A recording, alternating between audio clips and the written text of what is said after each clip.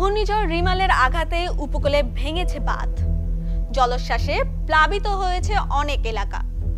রাজধানী সহ দেশের বিভিন্ন স্থানে দমকা হাওয়া সহ বৃষ্টির দাপট রয়ে গেছে।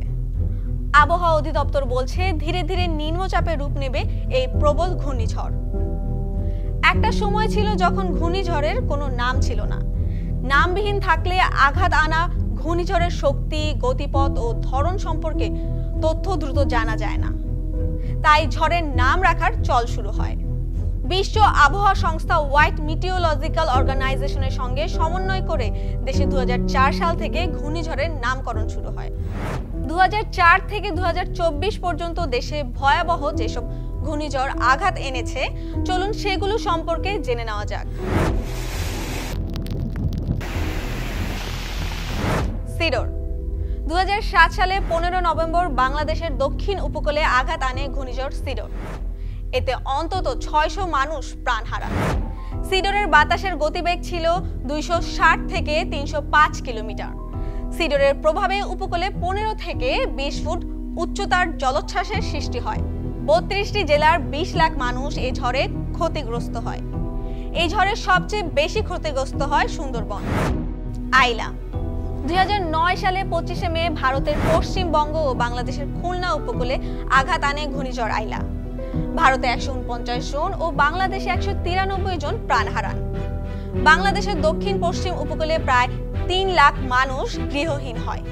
এ সময় আঘাত আনা জলোচ্ছ্বাসের উচ্চতা স্বাভাবিকের চেয়ে 10 থেকে 12 ফুট উঁচু ছিল আর বাতাসের গতিবেগ ছিল গড়ে 130 কিলোমিটার। মহাসেন 2013 সালের 16 মে নোয়াখালী ও চট্টগ্রাম উপকূলে আঘাত হানে ঘূর্ণিঝড় মহাসেন।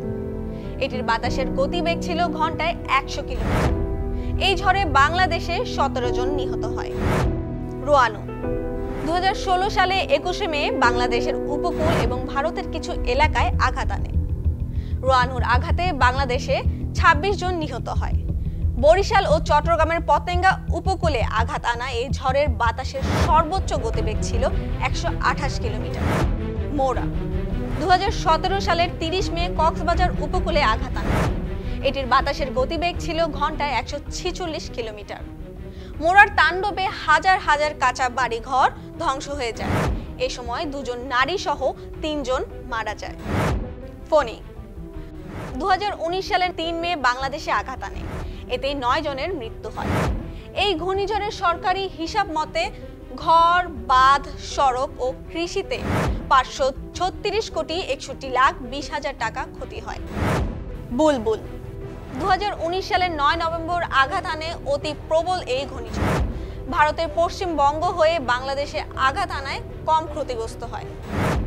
ঝড়ে মারা যায় 24 জন। আমপান 2020 সালের 20 মে বাংলাদেশ এবং ভারতের উপকূলে আঘাত আনে। এই ঝড়ে বাংলাদেশ এবং ভারতে 84 জন নিহত হয়। সবচেয়ে বেশি ক্ষতিগ্রস্ত হয় পশ্চিমবঙ্গ। মোখা 2023 সালে মে মাসে সেন্ট মার্টিনসে ঘূর্ণিঝড় মোখা ব্যাপক তাণ্ডব চালায়।